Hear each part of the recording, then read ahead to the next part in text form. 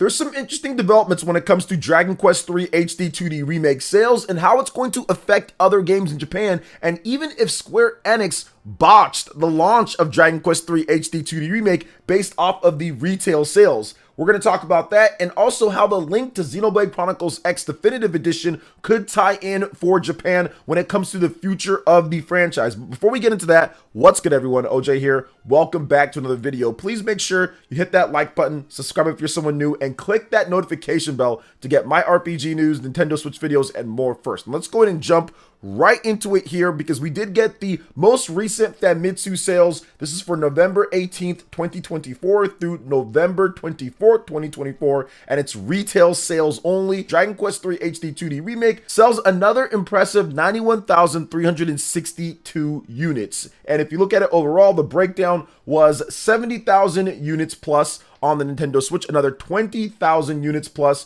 on the PlayStation 5. And so far, they've sold right around 1 million units if you total up all of it. If you include digital, it's absolutely well over 1 million units. So people were kind of wondering, wait a minute, what's going on here with the Dragon Quest III HD-2D sales? Yes, they're doing fantastic. Obviously, 1 million retail sales is very good. And in Japan, obviously, Dragon Quest III HD-2D Remake is at the top of the eShop board, and it's at the top of some other boards too when it comes down to it. Dragon Quest is always popular, but could Square Enix actually have done better? Did they botch the launch because there's just not enough physical copies in an area and region that you know just absolutely adores Dragon Quest? Some are saying that they could have probably done even better and had a bigger launch if they didn't have sellouts and shortages of the physical copies of the game, especially on the Nintendo Switch. So I think it's very interesting to look at that, because we all know that Dragon Quest is huge in Japan, and they've sold well over 1 million physical retail sales before with big launches, and somehow Square Enix did not have things prepared enough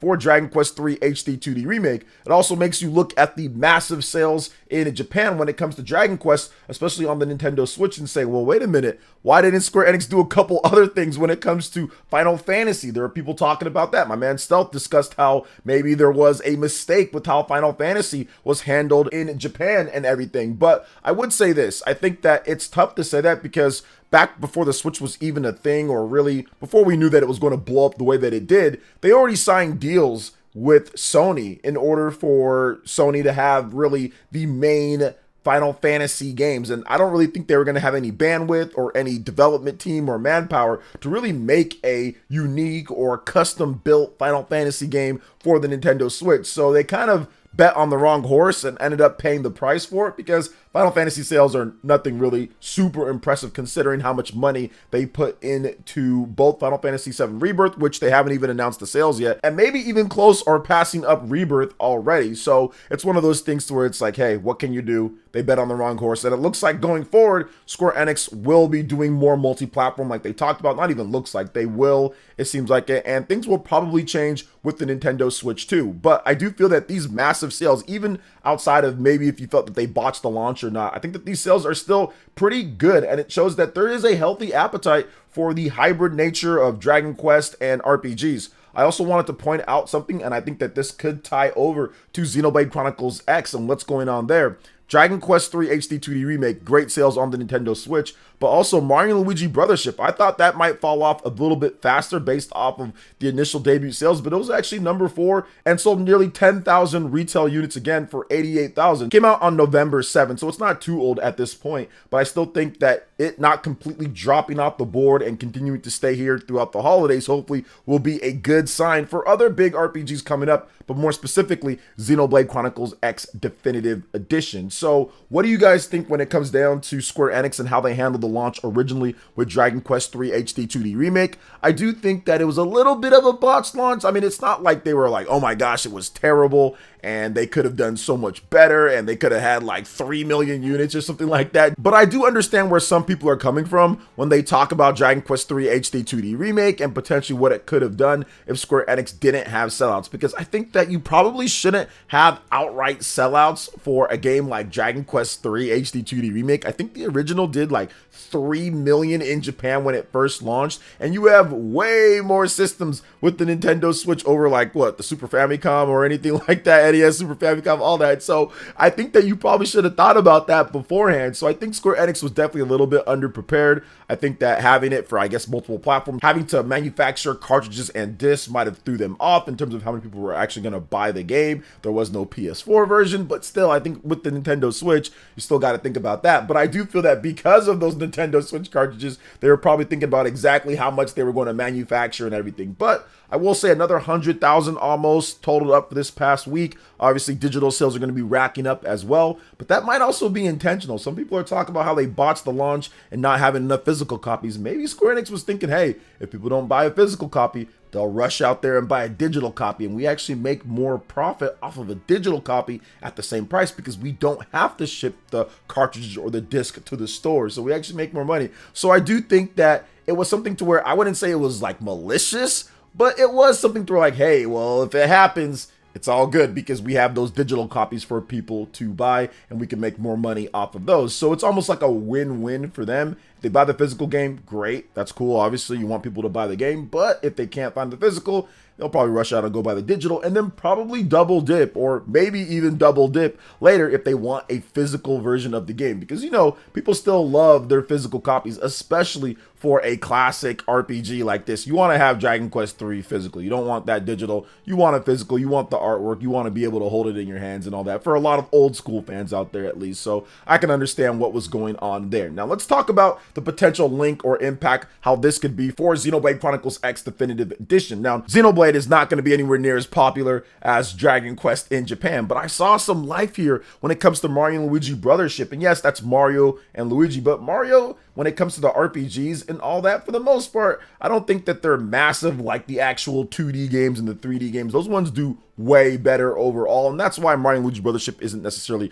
lighting up the charts. But I do think the fact that it's still around and it didn't drop too much, I think that's good news for other big RPGs coming out in 2025, especially on the Nintendo Switch as it ages all the way till its 8th year or something like that. I feel that Xenoblade Chronicles X has a opportunity to actually do better than what we saw with Mario and Luigi Brothership. Some have even asked, does it have the possibility to do better than the previous Xenoblade games, which I did make a video on talking about what it could do sales wise. But I think that this is definitely a good sign overall. Like, you're seeing RPGs like Dragon Quest, the more interest that people have in it. You're seeing RPGs like Mario and Luigi Brothership do very well. You see stuff like Romancing Saga 2, Revenge of the Seven on the list as well, number 12, right out of the top 10, but still in the top 30 overall. That's all good news for big RPG fans when it comes to Xenoblade Chronicles X Definitive Edition. Now, while I don't think that this is some type of massive marquee game for Monolith Soft in order for things to keep going, they're not riding on it overall, and it's definitely not a game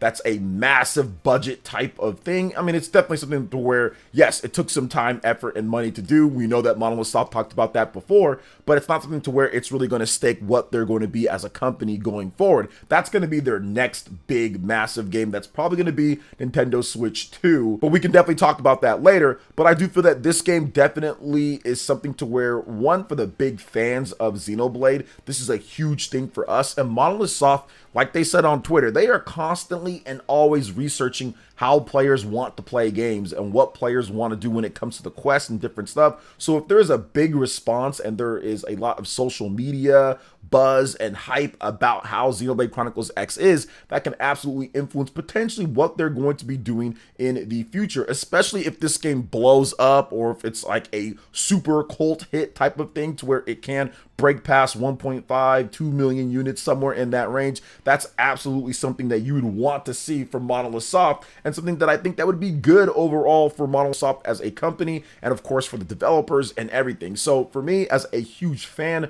of Xenoblade Chronicles X, definitely one of the biggest fans of that game. I literally went through everything to get that game. I bought a Japanese Wii U and I bought the game. I bought a hard drive in order to download it and the credits and everything. And it was crazy. And I really, really enjoyed what I played of it originally. And then, of course, when it officially came out here in the West, going on a decade ago at this point, at the end of 2015. So that's the thing for me, at least, is that I just want this game to get into the hands of more people. And I think that with Japan still embracing, when it comes to Nintendo Switch as an aging platform, still embracing big RPGs like Dragon Quest, Mario and Luigi, Romancing Saga, games like that, you can look throughout the top 30. There are a number of big and smaller RPGs that are peppered in through here. There still is that appetite for big RPG experiences and big JRPG experiences as well. And Xenoblade is definitely one of those unique type of games. So it's definitely good to see. So I'm hoping that Xenoblade Chronicles X Definitive Edition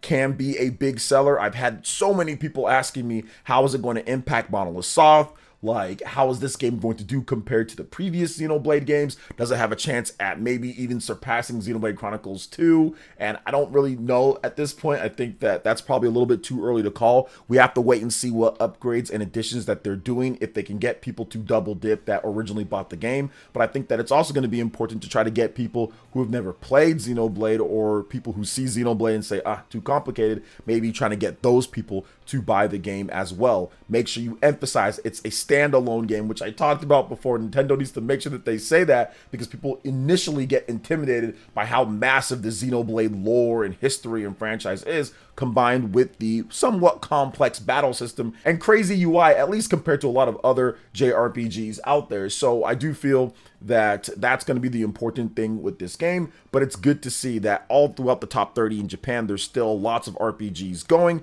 whereas some other regions necessarily not quite so much. Stuff like Romancing Saga obviously isn't huge in other parts of the world, but Japan, it's still there, and I think it's going to help balance out and even help with other RPGs that are coming down the line that people are excited and looking forward to. So for me, can't wait to get my hands on Xenoblade Chronicles X Definitive Edition. I think that Dragon Quest III HD-2D Remake, I think that the sales of that game and also the influx of new users still at this point buying the Nintendo Switch is so big, and actually a very good thing for the games overall, and actually could pose as a good sign for Monolith Soft and Nintendo going forward, because the Nintendo Switch actually sold nearly another 70,000 units. Despite the Switch being the best-selling system of all time in Japan, there are still thousands upon thousands of people that are still getting the system for their first time, trying out new games and everything. So that's definitely a good sign heading forward for Xenoblade Chronicles X Definitive Edition, and of course all the different developers that are making games across the board. So what do you guys think overall when it comes to what I said about Dragon Quest III HD-2D Remake, the sales so far? Did Square Enix botch the launch of it? And of course Xenoblade Chronicles X? Let me know in the comment section below. All right, guys, that wraps it up for this video here. Thank you so much for watching. I do appreciate it. Please make sure you hit that like button, subscribe if you're someone new, click that notification bell, and check out my other Nintendo Switch RPG videos and more right here on screen. Thanks for watching, and we'll catch you guys for the next one. Peace.